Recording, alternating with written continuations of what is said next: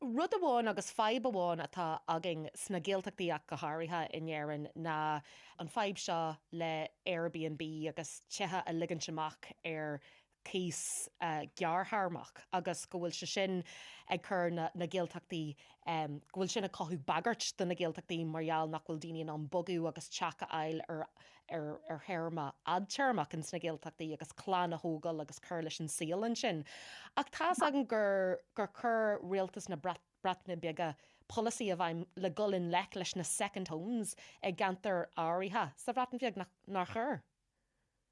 Fur agus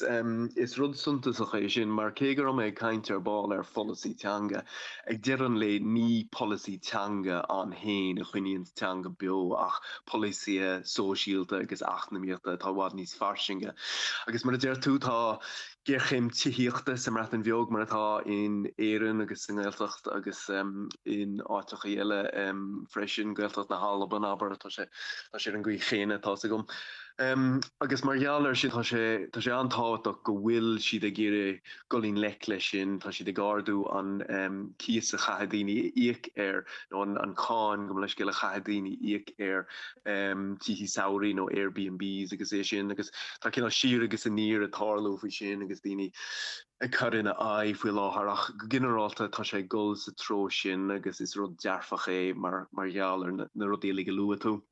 Deachrata ag goháirte ag caintúirí óga Bhreatnaise tihí áils na ceantar Bhreatnaise agus go míonarthú golar imarcha go minic an tír ágáil dulgus asaní nó go bé. Mar sin ar bhealach chumsa mar achadóir a bhín sa breanúir seo sin an rud is fiúntaí nó is suntasaí atá ag tarlú ní na híireachtaí ranganí a chur ar fáil go dhaoine fásta nó scoileaní Bhreatnaise nó go bé ach go bhfuil siad ag ggéire golín lech leis an níorchéim tííochta atá ag crí go leor na feibanní atá ag an teanga sa lá aniuáin in áíire.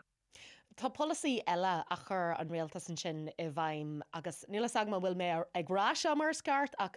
cumraig fithe céige. Lorlam fi sin mar firse se go leor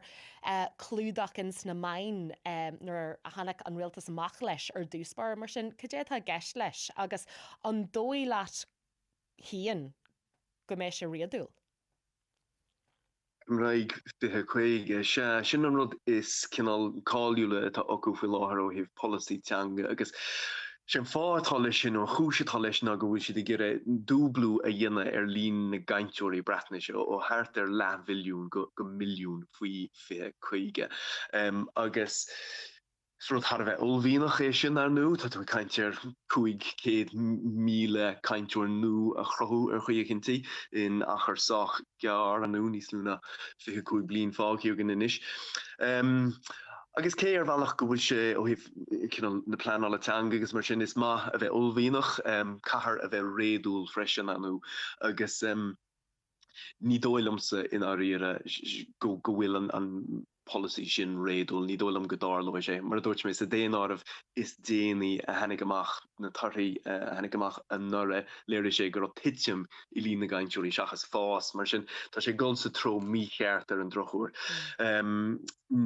Ní dólam go mai milliún caintúir agan má tá an leathmhilliún atá agan faoi láthair a chuineáilt ba sé sin an héin ina rá camera.